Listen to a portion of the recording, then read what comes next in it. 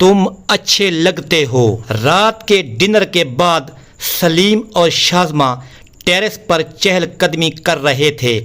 سال نو کے آغاز میں ابھی چند گھڑیاں باقی تھیں۔ شازمہ نے تاریخی رنگ کا سوٹ زیب تن کیا ہوا تھا۔ یہ رنگ سلیم کا من پسند تھا۔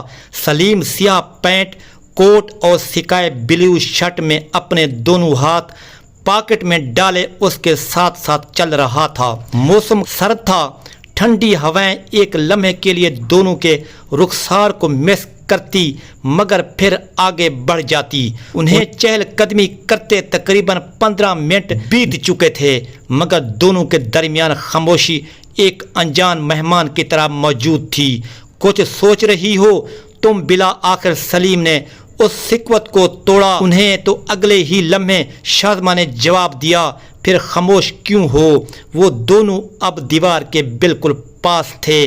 سلیم نے آگے بڑھ کر اپنے دونوں ہاتھ دیوار پر پھیلا دیے اور سرد ہواؤں میں سانس لینے لگا۔ بس اس لمحے کو یادوں میں سمیٹنے کی کوشش کر رہی ہوں، اس نے پرسکون لہجے میں جواب دیا۔ شازمہ کا میں جواب سن کر اس نے ایک ثانیے کے لیے پلٹ کر اس کی طرف دیکھا جو چہرے پر آئی زلفوں کو سمیٹنے کی کوشش کر رہی تھی۔ انہیں ایسے ہی رہنے دو، اچھی لگتی ہو۔ اپنی نرم گرم نگاہوں سے اس کے چہرے کا دیدار کرتے ہوئے کہا تو شازمہ کی آنکھیں شرم سے جھک گئیں۔ شادی کے بعد وہ دونوں پہلی بار ایک دوسرے کے ساتھ ڈنر کرنے آئے تھے۔ شاید اس لیے دونوں کے درمیان ایک جھجک تھی جو باتوں کے درمیان خود بخود دوڑتی چلی آ رہی تھی۔ سلیم اور شازمہ کی شادی ارینج میرج تھی۔ دونوں نے شادی سے صرف ایک ہفتہ پہلے ہی ایک دوسرے کو دیکھا تھا۔ ان دونوں کے گھر والوں نے خود ہی شادی کی تاریخ اور دن طے کیے اور اس پر دونوں میں سے کسی کو کوئی اعتراض نہیں تھا۔ دونوں ایک مہذب خاندان سے تعلق رکھتے تھے جہاں بڑوں کے فیصلوں کو مقدم رکھا جاتا تھا۔ کیا آپ سہانی رات میں ایک تصویر بنوانا پسند کریں گے؟ دونوں ایک دوسرے سے کچھ فاصلے پر کھڑے خاموش نظروں سے ایک دوسرے کو سمجھنے کی کوشش کر رہے تھے۔ جب وہ پیچھے سے یہ آواز انہوں نے سنی، دونوں پلٹے۔ وہاں ایک فوٹوگرافر تھا جو اس بیل کا معلوم ہوتا تھا۔ اس کے گلے میں ایک HD کیمرہ لٹکا تھا اور کندھے پر ایک لمبی سی تنی لٹکی ہوئی تھی جس کے ساتھ اس کا بیگ تھا۔ شاید اس میں سے اس کی کھینچی گئی تصویر میں تھی تصویر۔ سلیم نے چونکتے ہوئے کہا، جی آپ دونوں کی جوڑی کتنی حسین لگ رہی تھی۔ میں اور اس کو محسوس ہو رہا شادی کے بعد ملی بار یہاں آئے ہیں، اس لیے آپ کو اپنی پہلی ڈیٹ کو ضرور تصویر کی نگری میں محفوظ کر لینا چاہیے تاکہ آگے چل کر جب کبھی اس لمحے کو یاد کریں تو ایک خوشگوار یاد آپ کے سامنے ہو۔ وہ فوٹوگرافر کہتا جا رہا تھا۔ شازمہ کے چہرے پر مسکراہٹ ابھری تو سلیم نے شازمہ کی طرف دیکھتے ہوئے بھویں اچکائی۔ شازمہ نے اس بات میں گردن ہلا دی۔ بہت خوب۔ اس نے اپنا کیمرہ آن کیا تو وہ دونوں ایک دوسرے سے کچھ فاصلے پر کھڑے تھے۔ فوٹوگرافر نے کیمرہ نیچے کیا۔ سلیم کو کچھ تعجب ہوا۔ آپ دونوں ایک کپل ہیں، اگر کپل کی طرح تصویر کھنچوائیں تو زیادہ بیسٹ رہے گا۔ یہ کہتے ہوئے اسے ذرا بھی جھجک محسوس نہ ہوئی۔ شاید اس کا کام یہی تھا۔ میرا مطلب ہے کہ ذرا کلوز ہو کر اس نے ہاتھ کے اشارے سے سمجھایا تو دونوں سلیم ذرا شازمہ کے قریب ہوا۔ شازمہ بھی آگے بڑھی اور اپنے دوپٹے کا پلو ذرا سنبھالا جو قدموں میں سرکتا جا رہا تھا۔ آپ اپنا ہاتھ ذرا ان کے شانے پر رکھیں، فوٹوگرافر نے ہدایت جاری کی تو سلیم نے ایک نرم مسکراہٹ کے ساتھ اپنا ہاتھ شازمہ کے دائیں شانے پر رکھا۔ بے شک دونوں ایک حسین کپل لگ رہے تھے۔ ایک آواز آئی اور فوٹوگرافر نے اپنا کیمرہ دوبارہ چھوڑ دیا۔ اب وہ ڈوری کے ذریعے اس کی گردن سے لٹکتے ہوئے ہوا میں جھول رہا تھا۔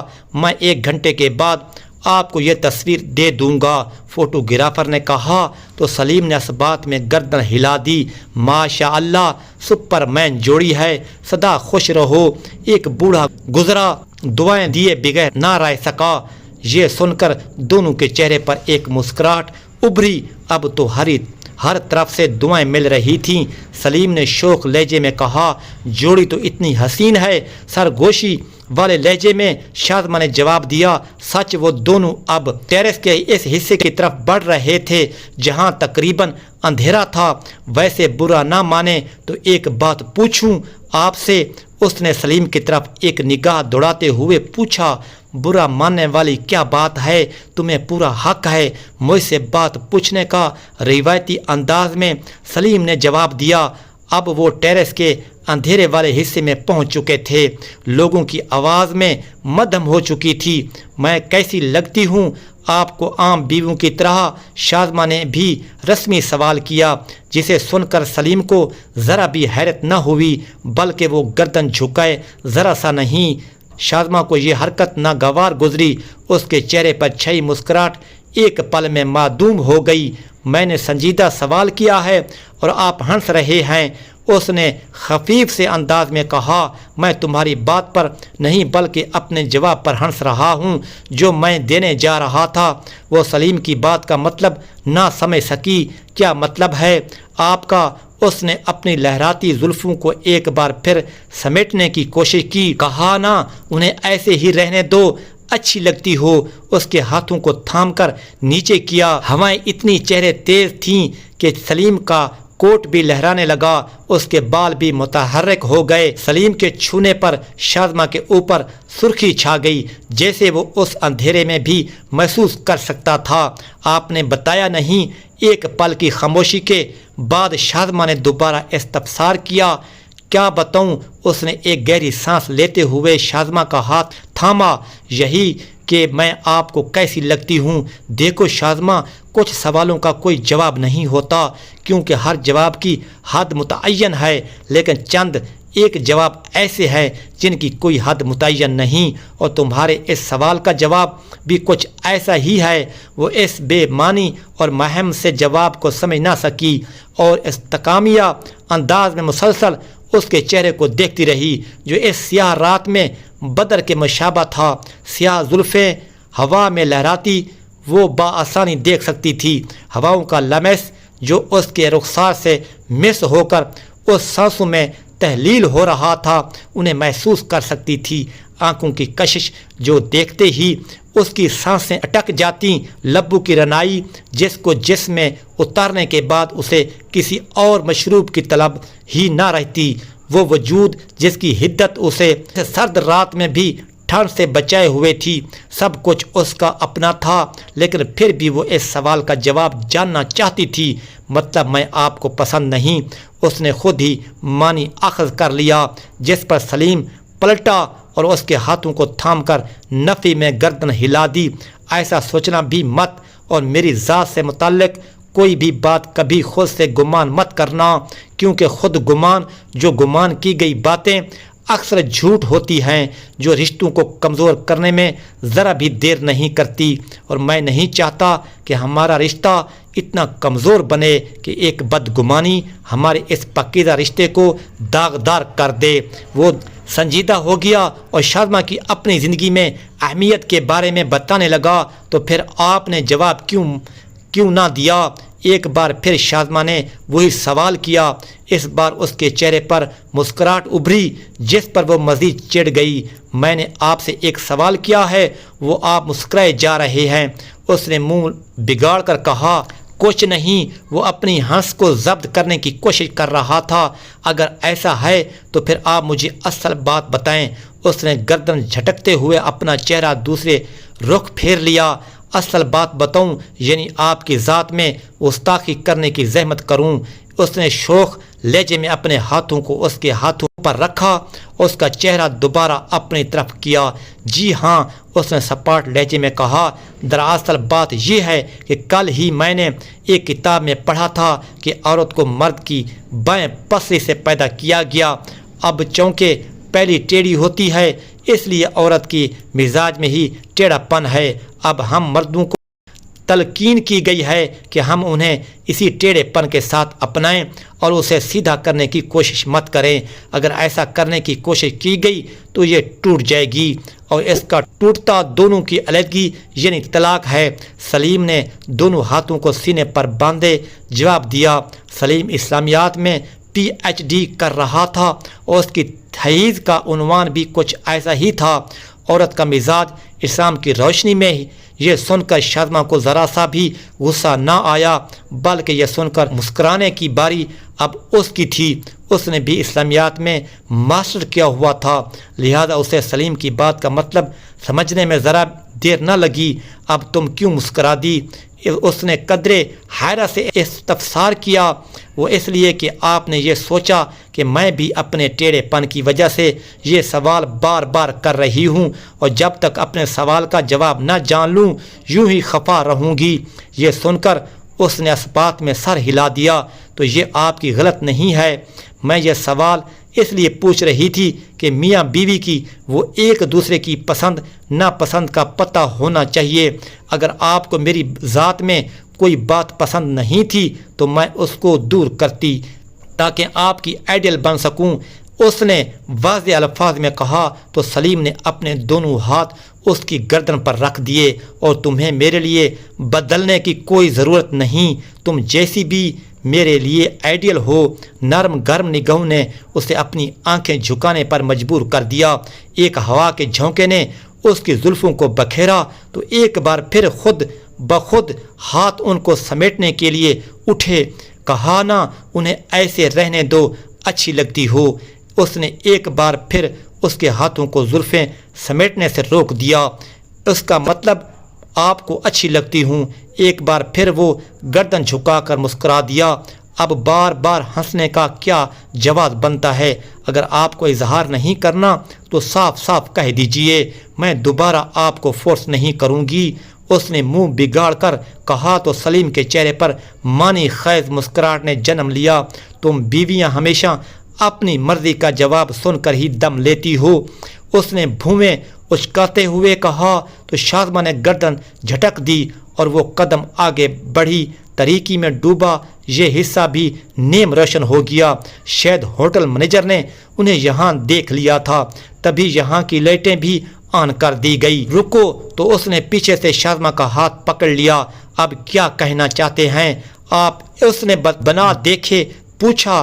ویسے منہ بنانے کا جواز تو نہیں بنتا، میں نے تمہارے سوال کا جواب دیا تو ہے، ابھی جھوٹ کب دیا؟ آپ نے میرے سوال کا جواب ابھی تو دیا جب تم اپنی زلفوں کو سمیٹ رہی تھی، اس نے سنجیدگی سے کہا۔ وہ تو آپ نے کہا کہ اس نے اپنی بات ادھوری چھوڑ دی، شاید سمجھ چکی تھی۔ چہرے پر ہلکی سی مسکراہٹ نمودار ہوئی تو سمجھ ہی گئی بیگم صاحبہ، اس نے شوق لہجے میں بھویں اچکائیں۔ لیکن اب ڈائریکٹ بھی تو کہہ سکتے تھے نہ، یوں زلفوں کی آڑ لینے کی کیا ضرورت تھی؟